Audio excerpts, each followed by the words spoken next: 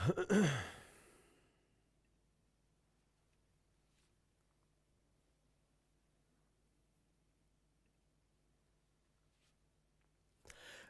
साथियों, स्वागत है आप सभी का आपकी अपनी पाठशाला पर। मैं हूं अंकित अवस्थी और आप हैं मेरे साथ में एक ऐसे विषय पर चर्चा करने के लिए जो कि भारत और रूस की मित्रता का दुनिया के सामने जो ऑलरेडी व्याख्यान है उसको और मजबूत करता है। जैसा कि आप सभी जानते हैं कि भारत और रूस के एक दूसरे के साथ, विशेष रूप से उस दौर में जब रशिया यूक्रेन का कन्फ्लिक्ट चला हो, दुनिया भर के एम्बार्गोज रूस पर लगे हों और ऐसी स्थिति में भारत ने रूस से बड़ी मात्रा में इंपोर्ट करके रूसी इकोनॉमी को बचाने में बहुत योगदान दिया है। लेकिन हमने सस्ता तेल खरीदकर अपनी महंगाई को भी बढ़ने से रोक ही लिया है। तो दोनों को विन विन सिचुएशन में लाभ तो हुए ही हैं और ये जग जाहिर भी है कि दुनिया के कितने देश अब तक रूस के ऊपर सैंक्शंस लगा चुके हैं और हम उन सैंक्शंस के बीच में अपने लाभ को उठाते हुए फिलहाल रूस को उस स्थिति तक ले आए हैं कि ये क्रैश होने वाली इकोनॉमी नहीं है बल्कि सरवाइव करने वाली इकोनॉमी बना हुआ है। ऐसी स्थिति में जहां 2022 से पहले चीन इनका लार्जेस्ट इंपोर्टर हुआ करता था, चाइना, टर्की, इंडिया ये लार्जेस्ट इंपोर्टर्स हुआ करते थे, ये बाद में भी, युद्ध होने के बाद में भी अपने ट्रेड को पुतिन के साथ बरकरार रखने में कामयाब रहे। उसमें चाइना का तो इनके साथ में सीधा कनेक्शन रशिया के साथ दिखाई पड़ता है, लेकिन भारत के केस में, क्योंकि यहां तो सीधा बॉर्डर कनेक्ट है तो सारा काम हो जाता है, भारत के केस में रूस के साथ व्यापार पहले इतना नहीं था जितना इन दिनों होने लगा है। ये भी बात हमको ऑलरेडी पता है। ऐसी स्थिति में हुआ क्या कि रूस के साथ में जो भारत का व्यापार है, उस व्यापार में रास्ता बहुत बड़ी चुनौती बना हुआ था। इवन दो हमने उस रास्ते को भी ट्रेवल करते हुए तेल के कई आयाम स्थापित किए हैं। मतलब हम इतनी बार तेल मंगा चुके हैं, इतने सस्ते कीमतों पर तेल मंगा चुके हैं कि हम उस पर कई सेशन करके बता चुके हैं कि हमने इनके साथ में बढ़िया व्यापार किया है। बढ़िया व्यापार में रूस के साथ संघर्ष जब यूक्रेन का चला, उस दौर में व्यापार भी चलता रहा और व्यापार में एक बहुत बड़ी चुनौती जो निकल कर आई वो ये थी कि हमने व्यापार उस कंडीशन में भी किया जब सामान पहुंचने में 5 गुना तक टाइम लग रहा था। आप विचार कीजिए कि जनरली दुनिया का कोई भी ऑयल टैंकर 5 से 6 दिन में एक जगह से दूसरी जगह पहुंच जाता है। जिनको आवश्यकता, जैसे इंडिया को जरूरत है तो गल्फ कंट्री से मंगा लिया, यूरोप को आवश्यकता है तो रशिया से मंगा लिया। दुनिया के देश ऐसे ही आसपास के नियरेस्ट सेंटर से तेल मंगाते रहे हैं। युद्ध के काल में इस तेल को पहुंचने में लगभग 30 से 35 दिन का औसत समय लगा, यानी ट्रैवलिंग टाइम 5 से 6 गुना बढ़ गया। अब 5 से 6 गुना ट्रैवलिंग टाइम बढ़ा हो और उसी बीच में न्यूयॉर्क टाइम्स की यह खबर निकल कर आ जाए। अमेरिका वाले रूस की तो तारीफ कैसे लिखेंगे, लेकिन लिखे, और क्या लिखे कि अब मॉस्को से मुंबई पहुंचने के लिए जो रूस का दक्षिण की तरफ जो रास्ता अख्तियार करने का तरीका है, वो आने वाले समय में 45 दिन के रास्ते को मात्र 10 दिन में सीमित कर देगा। असल मायने में साथियों जिस बारे में चर्चा की गई है वो ये है कि रूस और इंडिया ट्रेड रूट के माध्यम से, और दुनिया वाले बात कर रहे हैं, न्यूयॉर्क टाइम्स में बात देखते हैं, निक्की एशिया में टाइम्स खबर देखते हैं कि रूस और इंडिया एक दूसरे से कनेक्ट होने के लिए जो ये रोड कनेक्टिविटी या ये जो कनेक्शन विकसित करने जा रहे हैं, ये अपने आप में सेंट्रल एशिया को इंडिया से, सेंट्रल एशिया को बाकी देशों से और इंडिया को रूस से बेहतर कनेक्टिविटी देने में कामयाब होगा। अब जिस जगह की बात हो रही है, जिसकी वजह से यह सुर्खी बनी है, वो एक बार के लिए मैं आप लोगों को फिर से दिखा देता हूं। देखिए, इंडिया का मुंबई जेएनपीटी पोर्ट, यहां से स्ट्रेट ऑफ हॉर्मुज से निकल करके ईरान का बंदर अब्बास पोर्ट, बंदर अब्बास पोर्ट से होकर के रेल रूट पकड़ करके तेहरान होते हुए यहां पर कैस्पियन सागर के तट तक पहुंचने का तो रास्ता ऑलरेडी तैयार था। अब दिक्कत यह थी कि रूस का जो मॉस्को वाला रूट है, वहां से होकर अजरबैजान से और ईरान को कनेक्ट करना बाकी था। अब कुल मिलाकर उस पर कार्य होना शुरू हो गया है, क्योंकि सूचना है कि इन देशों ने आपस में मिलकर के इस रूट के विकास के लिए 14,000 करोड़ रुपए का डील किया है। यहां पर ईरान को रूस कर्जा दे रहा है इस रूट के निर्माण के लिए। कौन से रूट के निर्माण के लिए, तो समझिए, शुरुआत में जिस रोड की हम बात कर रहे हैं, जिस ट्रैक की हम बात कर रहे हैं, उसकी कल्पना हुई थी कि ईरान के बंदर अब्बास से लेकर के कैस्पियन सागर के तट तक ट्रेन से जाएंगे, जिसको ईरान ने ऑलरेडी बना रखा है, और यहां से समुद्री जहाज में बिठा करके सामान को अनलोड करके कैस्पियन सागर से ट्रैवल करा के और फिर अस्त्राखान होते हुए रूस में पहुंचा देंगे। तो इंडिया से सामान निकला तो पहले तो समुद्र से बंदर अब्बास तक पहुंचा, फिर ट्रेन में उतरा, फिर समुद्र से फिर आगे अस्त्राखान पहुंचा और फिर ऐसे आगे गया। इसमें कईयों बार सामान चेंज हो रहा था, ट्रेन से पानी के जहाज पर, फिर पानी के जहाज पर, फिर वापस से ट्रेन में। अब इन लोगों ने क्या सेटिंग बिठाई है कि रूस से लेकर के बंदर अब्बास तक ट्रेन लाइन चालू हो जाएगी। और वो कैसे चालू होगी, तो इधर देखिए, अगर मैं इन कंट्रीज को आपके सामने एक बार दिखाने का प्रयास करूं तो ये स्थितियां आपको बहुत अच्छे से समझ में आने लगेंगी। जैसे मास्को से लेकर के अस्त्राखान तक जो बात थी उसको एक बार के लिए साइड में हटा दिया जाए। मास्को से रेल रूट चलकर जमीन जमीन चलते हुए आया और अजरबैजान जिसकी राजधानी बाकू है वहां के बॉर्डर पर क्रॉस होते हुए यहां पर रेल रूट से, पानी में गया ही नहीं, रेल रूट से अस्तारा, अस्तारा वो बॉर्डर है, जैसे वाघा बॉर्डर भारत और पाकिस्तान का है, ऐसे ही ईरान का और अजरबैजान का अस्तारा बॉर्डर है।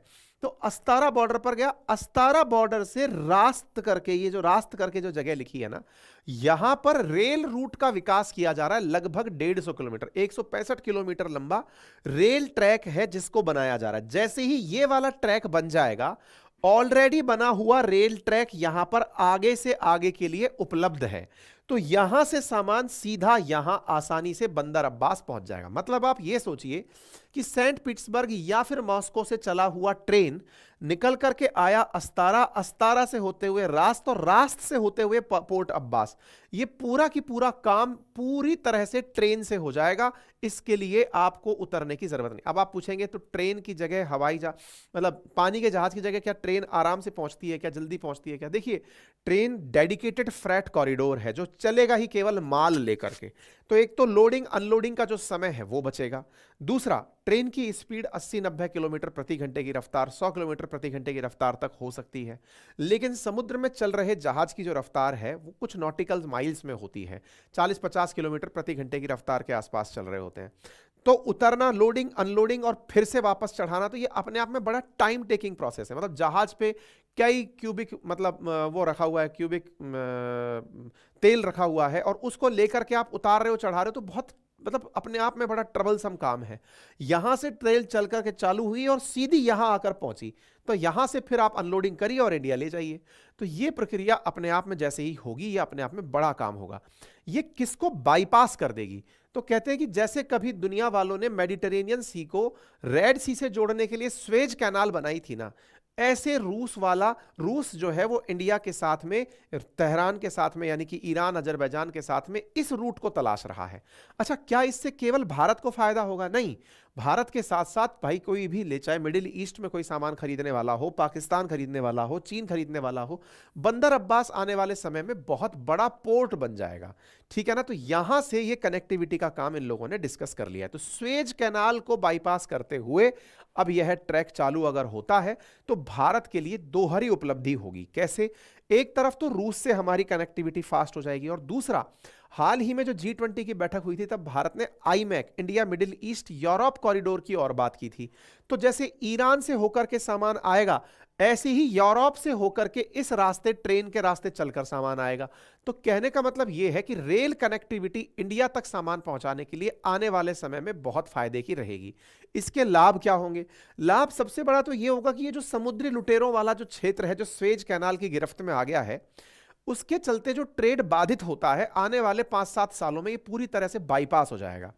पूरी तरह से ये रूट चालू होते ही, ये रूट तो सेफेस्ट रूट है ऑलरेडी, गल्फ से आने वाला इंडिया का, आराम से सामान यहां से डील हुआ करेगा। और आने वाले समय में इस काम को करने में जो देश लगे हुए हैं वो भारत के लिए बेनिफिट ही सिद्ध होंगे। 14,000 करोड़ का 165 किलोमीटर लंबा रेल मार्ग बनाने के लिए सेंट पीटर्सबर्ग और इनके बीच में समझौता हो गया है।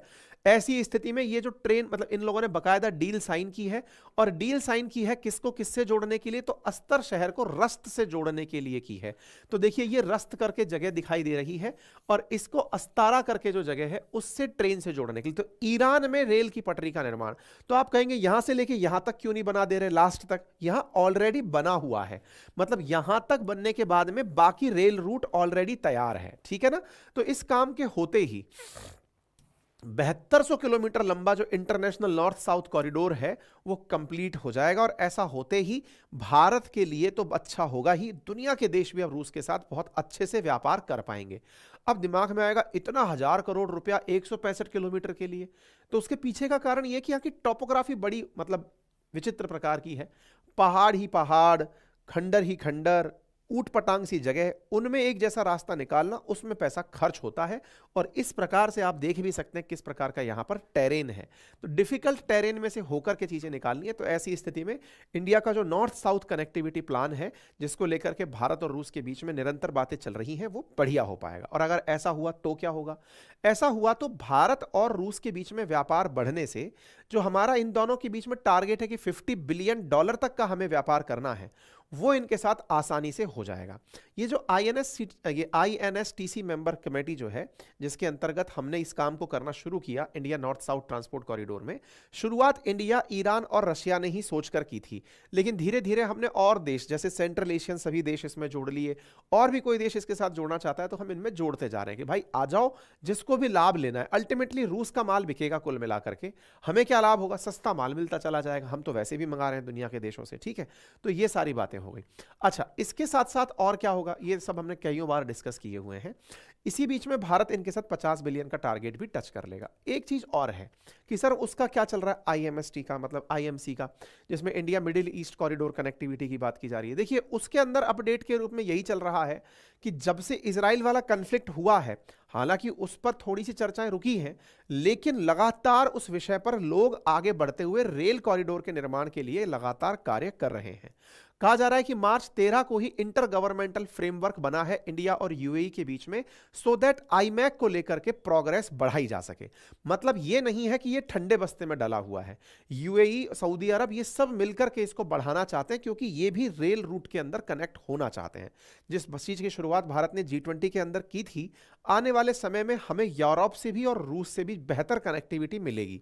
भले ही इंडिया औरों के लिए आसानी से पहुंचने की जगह हो जाएगा, लेकिन इंडिया से भी सामान अगर पहुंचाने की बारी आएगी तो यह रेल ट्रैक भारत के एक्सपोर्ट्स को भी आसान करेगा, ठीक है। तो इस प्रकार से अगर आपको ये दोनों बातें समझ में आ गई हो तो साथियों के साथ साझा करें। चैनल पर नए हैं तो सब्सक्राइब कर लें, क्योंकि इस चैनल पे 45.4% व्यूअर्स ऐसे हैं जिन्होंने चैनल सब्सक्राइब नहीं किया है। गुजारिश है कर लीजिए। बाकी आप में से जो भी साथी हमारी टीम के साथ, अपनी पाठशाला PCS टीम के साथ RO-ARO परीक्षा की तैयारी करना चाहती है, लिंक कमेंट बॉक्स में पिन कर दिया है हमारे एप्लीकेशन का, जहां पर हमारी टीम बेहतरीन क्लास मात्र 2499 रुपए में डिलीवर कर रही है। 450 घंटे की लाइव इंटरेक्टिव क्लासेस हैं। 24/7 आपको क्लासेस रिकॉर्डेड अफेयर उसमें मिलती रहेंगी, करंट अफेयर भी प्रॉपर तरीके से मिलता रहेगा।